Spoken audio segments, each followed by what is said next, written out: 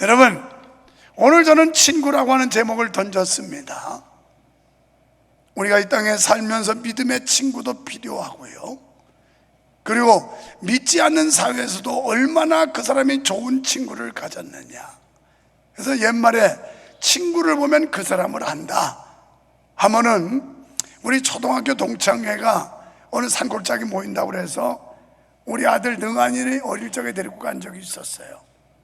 이 친구들 안 믿다 보니까 삼겹살 구워가지고 술을 계속 쌀썩물을 집어넣더니 얼큰해지니까 그냥 평상시 하는 말이 욕이 안 들어가면 대화가 안 되더라고. 그래서 이색, 무어색, 개, 소새끼 막 이러는데, 우리 아들이 와가지고 오면서 아빠 친구들 왜 다 저래요?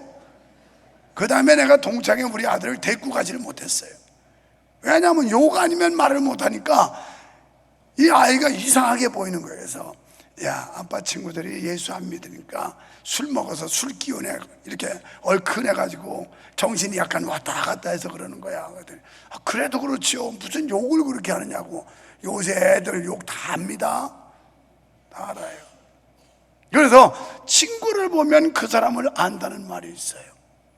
여러분, 우리가 믿음 생활하면서 좋은 친구가 있다는 거 얼마나 귀하고 아름다운 일인지 몰라요. 친구는 그만큼 친구를 위한 우정이 두터워야 되고, 친구를 위해 자기 희생을 해줄 줄 알아야 되고, 그리고 친구를 위해서 무엇이라도 내놓을 수 있는 친구, 그게 진짜 친구지. 사기꾼 친구 아니에요. 도둑놈 친구, 잘못된 친구예요. 오늘 본문에 등장하는 중풍병자 사건, 이게 얼마나 귀한 기적이면 마태, 마가, 누가복음에 이 복음서에 다 기록이 돼 있어요. 어떤 경우는 마태복음에 있지만 누가복음 저자는 기록하지 않은 이런 사건들도 많이 있는데, 이 사건은 마태, 마가, 누가 세 제자가 공히 기록을 할 만큼 아주 중요한 중대한 사건이었는데, 한 사람의 중풍병자가 등장을 하고 그 사람을 네 사람이 들것에 메워서 예수님을 만나게 해주는 장면이에요. 그래서 이 중풍병자는 이 말씀을 유추해 볼 때 자기 자신의 노력과 행동으로는 도저히 주님을 만날 수가 없는 이런 처지에 있었던 사람에 틀림이 없습니다. 아마 이 사람도 누워서 소문을 들었을 거예요. 명성교회 좋은 교회란다, 명성교회 목사님이 좋단다, 막 이런 소문은 들었을 거예요. 그런데 자기 힘으로 명성교회 나갈 수가 없는 거예요. 그래서 이 사람에게는 좋은 친구가 있었는데 바로 네 사람의 친구가 있었어요. 이 친구가 이 사람을 들것에 메워가지고 예수님을 만나게 해줌으로 말미암아 그의 인생이 바뀝니다. 그의 운명이 바뀝니다.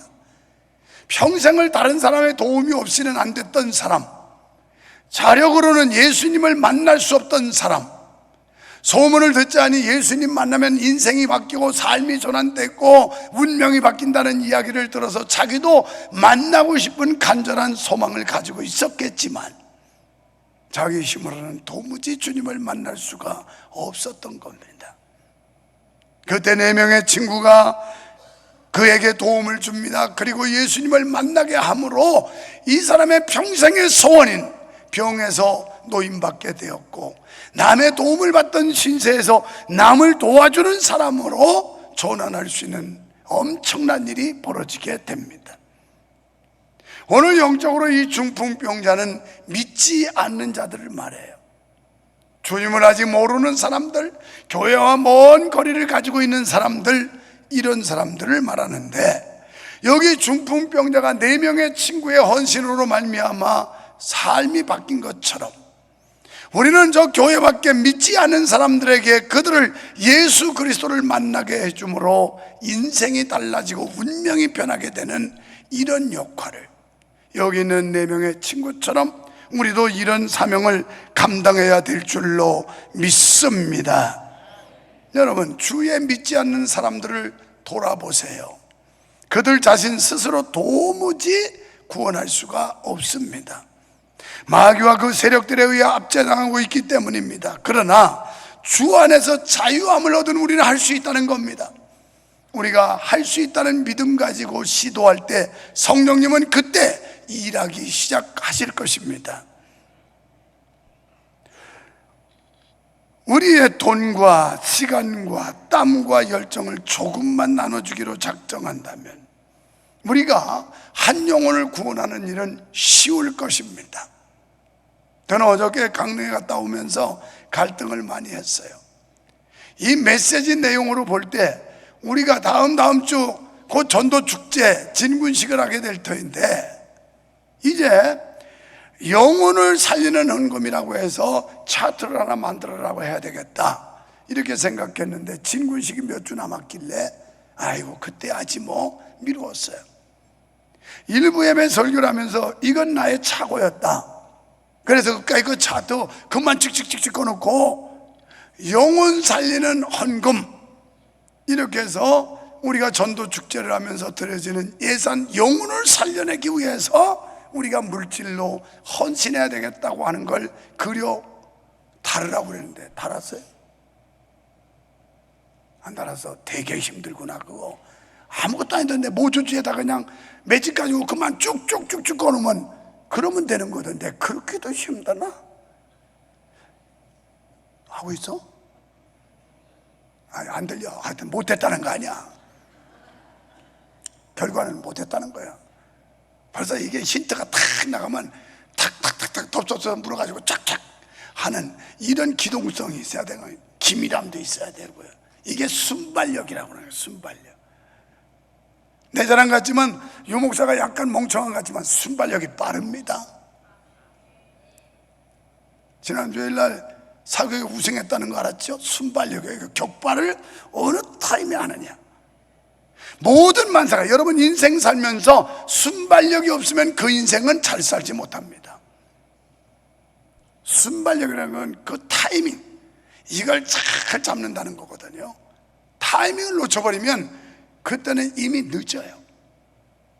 그래서 여러분이 사업을 해도 직장을 다녀도 공부를 해도 이 순발력 타이밍을 포착하는 거 굉장히 중요해요. 이것만 잘하면 여러분의 인생 성공적으로 사실 수 있어요. 할렐루야. 이런 은혜 받으시기를 원하시면 아멘 합시다. 내가 좀 아끼느라 내 자존심도 챙기느라 내 시간 아까워서 내 몸 살리느라 영혼 구원하는 일을 놓쳐서는 안 됩니다. 본문의 네 친구를 보세요. 이들은 시간을 냈어요. 물질적 희생을 각오했어요. 이제 중풍병자를 들것에 메고 왔을 때 예수님 계신 곳에 얼마나 사람들이 많은지 인산인해를 이루어서 집안에 접근할 수가 없는 상황이었어요. 그들은 포기하지 않고 궁리하다가 지붕으로 들것 끌고 올라가서 지붕을 뚫고 달아내리기로 결정을 합니다. 여러분, 남의 지붕 뜯어 내리면 변상할 각오를 하는 거예요. 이 한 사람의 영혼, 자력으로 살아갈 수 없는 사람, 이 사람 예수 만나면 인생이 변할 것이니 이를 살려야 되겠다고 하는 그 열망, 이게 결국 수고도 끌어냈던 거고 물질적 희생도 각오하게 했던 겁니다. 지붕에 올라갑니다. 그래서 침상을 달아내렸습니다. 변상할 각오까지 가졌습니다. 여러분, 만약에 이 네 친구가 없었다면 중풍병자의 인생은 어떻게 됐을까요? 평생을 중풍병으로 고통받다가 마지막 순간 지옥의 형벌에 떨어지고 말았을 겁니다.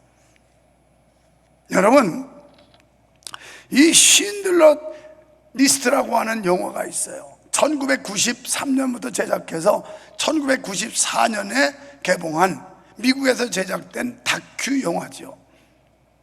그런데 이 내용은 어떤 내용이냐? 쉰들러라고 하는 사람, 독일이 폴란드를 점령하고 아주 짧은 시간에, 그리고 유태인들을 학살을 합니다. 수많은 유태인들이 죽어요. 그리고 유태인들을 가리켜서 인건비를 아끼려고 노동력을 착취해요. 신들러도 마찬가지였어요. 그러다가 어느 날 그는 회계사 유태인 스턴이라는 사람을 만나요. 그 사람을 통해서 양심의 소리를 듣습니다. 그러고서 양심이 깨어나기 시작해요. 그래서 어떻게 하면 학살당하는 수용소에 있는 유태인들을 살릴까 고민하게 돼요. 이건 실화입니다.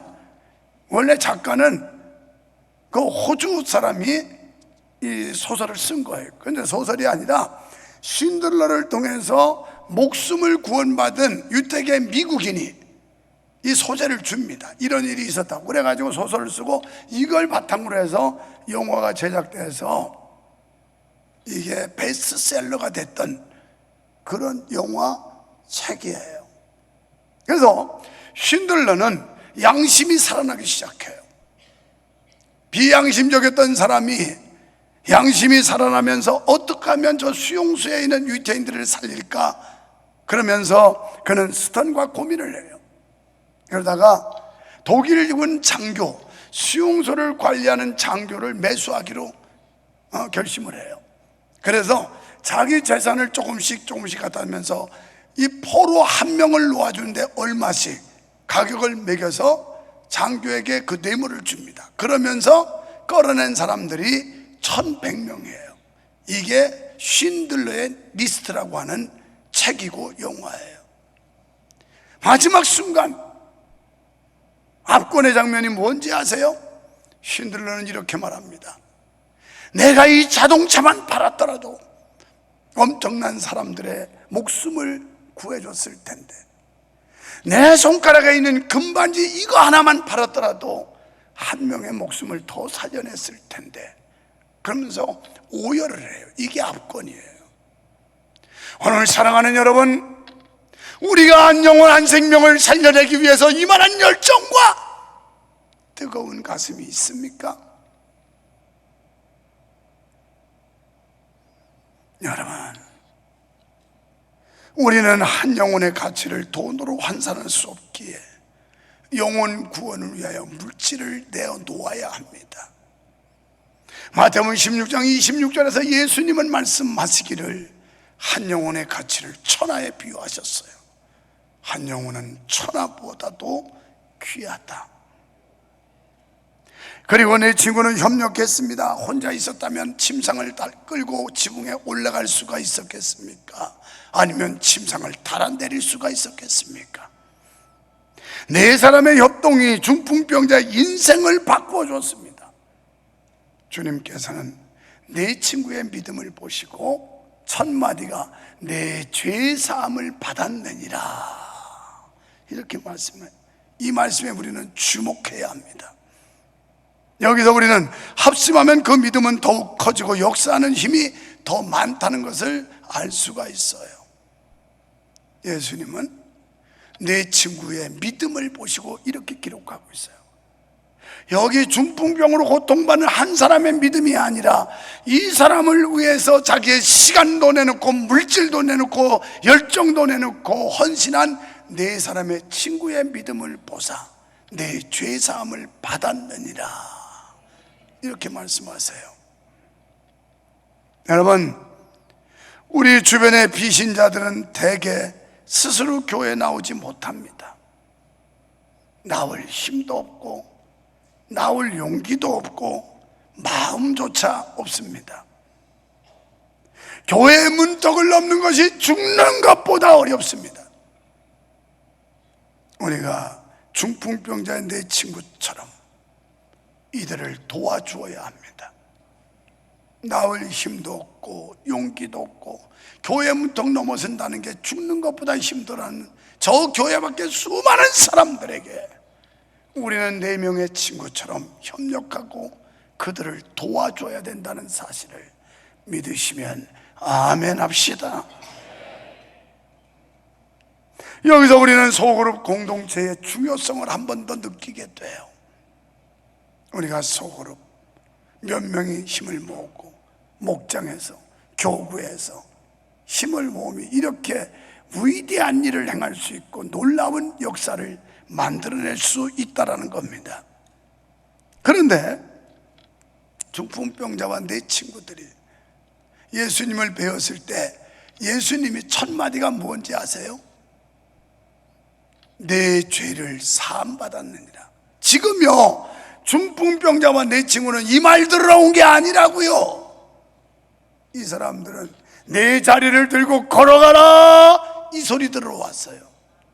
그런데 예수님의 반응은 전혀 달라요. 이들의 기대와는 전혀 달랐어요. 이들은 그 즉시 주님 만나서 이 사람의 문제, 육체적인 문제 해결받기를 원했는데 예수님은 거기 관심도 없고 내 죄사함을 받았느니라. 여러분, 우리는 지금 여기 교회 와서 물질적인 축복을 받고 사회적인 명예를 얻고 마음의 소원을 성취하고 마음의 평안을 얻고 이러고서 수지 맞고 싶어서 나와서 앉았는데 주님이 주시는 답변은 내 죄사함을 받았느니라. 이렇다면 적잖이 실망되겠죠.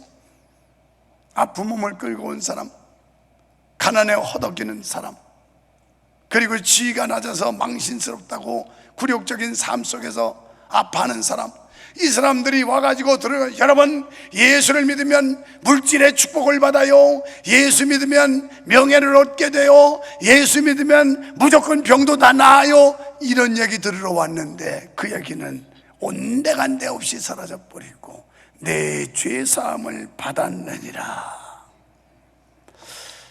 왜 그러셨을까요? 지금 이들의 목표와 목적이 전혀 다른데 왜 그러셨을까요?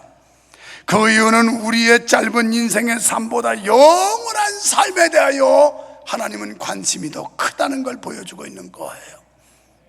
어차피 이 환자 중풍병 고쳐도 또 다른 병 걸려요. 우리 인생이라고 하는 건 하나의 병을 고치고 끝나는 게 아니라 또 다른 병이 우리를 위협해요.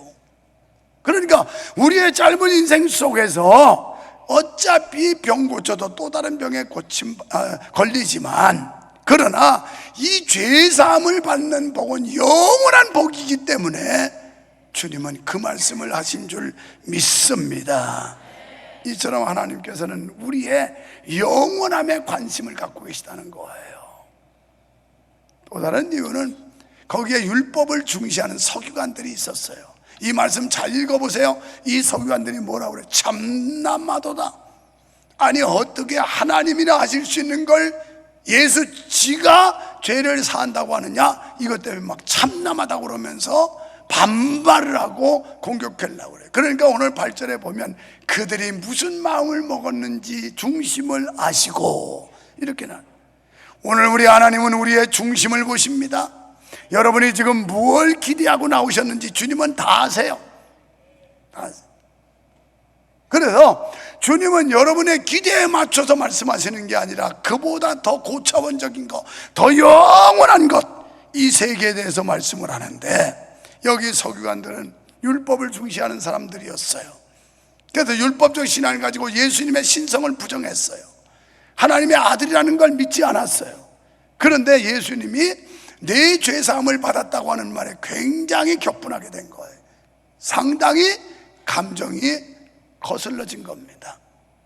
이걸 보시고 주님이 말씀하시죠. 내가 내 죄사함을 받았다고 하는 것과 내 자리를 들고 걸어가라는 말 중 어떤 것이 더 쉽겠느냐, 이렇게 반문하세요. 여러분은 어떠세요? 내 죄사함을 받았느니라, 내 자리를 들고 걸어가라, 뭐가 더 쉬울 것 같아요? 둘 다 어렵습니다. 왜냐하면 죄사함을 받았다고 선포하는 건 하나님의 영역이에요. 하나님만이 하실 수 있는 거예요. 그래서 둘 다 어려운데, 반면에 일어나 걸어라 하는 건 표적이 나타나야 돼요. 일어나 걸어라는데 아무 증거가 없으면 이거 사기성이 농후한 거예요. 그런데 둘 다 어렵지만 그래도 그 중에서 내 죄사함을 받았느니라는 말이 조금 쉽습니다. 왜? 그건 내적인 문제이기 때문에 죄사함이 왔는지 안 왔는지 알 바가 없어요. 그건 드러나질 않아요. 그런데 내 자리를 들고 걸어가라, 이건 가시적으로 보여야 돼요. 나섰는지 안 나섰는지. 그러니까 둘 다 어려운 일이지만 조금 더 쉬운 건 내 죄사함을 받았느니라, 이게 쉬웠습니다. 그러나 일어나 걷게 하실 수 있는 분이라면 죄사할 권세도 있다는 것을 확인할 수 있다는 겁니다. 여러분, 이런 주님은 우리 인생의 모든 문제도 해결해 주실 수 있는 분이심을 믿으시기 바랍니다. 그러니까 우리의 영혼의 문제, 우리의 구원의 문제를 해결할 뿐이면 육신의 문제까지도 해결하실 수 있는 분이라는 거예요. 죄사함을 통해 영원한 문제도 해결해 주신 하나님께서 우리의 짧은 인생을 해결해 주시지 못하시겠습니까? 넉넉히 해결해 주실 주님을 의지하십시오. 그리고 담대히 나아가십시오. 그래서 중풍병자인 내 친구들처럼 교구와 목장을 통해 합력하여 영혼 구원의 열매를 맺어 보십시다. 합심할 때 역사하는 힘이 클 줄로 믿습니다. 요한복음 15장 13절에서 사람이 친구를 위하여 자기 목숨을 버리면 이보다 더 큰 사랑이 없다라고 예수님 말씀했고, 요한일서 3장 16절에 그가 우리를 위하여 목숨을 버리셨으니 우리가 이로써 사랑을 알고, 그러니까 나를 위하여 예수님이 목숨 버리셨다고 하는 이 엄청난 사랑을 안다면 우리는 형제를 위하여 목숨을 버리는 것이 마땅하다. 사랑하는 여러분, 이번 전도 축제 기간에 여러분이 이 사랑을 알고 있다면 여러분의 믿지 않는 남편을 건져 올려야 할 것이고, 여러분의 믿지 않는 아내를 반드시 구원받도록 해야 할 것이고, 여러분 부모, 형제, 그리고 이웃 사회, 친척, 일가, 친구 할 것 없이 이 사람들을 건져 올리는 것이 그리스도의 사랑을 받은 자의 표적이요 예수님의 사랑을 느끼는 자의 삶이라는 것을 믿으시기를 주님의 이름으로 축원합니다. 현대인들은 분주하게 뛰어다니며 활동하고 있지만 사실은 수많은 사람들이 반신불수와 같습니다. 여기도 이 교회 안에 지금 뭔가 기대하고 온 사람들 중에 반신불수와 같은 사람들 참으로 많습니다. 영육의 생활이 조화를 이루지 못하는 현대인들은 지위, 고와 남녀노소를 불문하고 예수님께로 들려와야 할 중풍병자들입니다. 그들에게는 본문에 등장한 내 친구와 같은 좋은 친구가 필요합니다. 친구의 조력이 필요합니다. 친구의 협력이 필요합니다. 아니, 친구의 희생이 필요합니다. 우리 모두 내 친구와 같이 영혼 구원의 뜨거운 열정을 가지고 불신 영혼들을 주님께 데려와야 할 줄로 믿습니다. 교회 안에서나 밖에서 믿음을 세워주는 친구 되십시오. 그리고 주변에게 좋은 친구 되어서 가장 소중한, 가장 고귀한 영혼 구원하는 일, 그의 영혼이 구원받고 하나님 자녀 되는 일에 좋은 친구가 되시기를 주님의 이름으로 축원합니다. 축원합니다.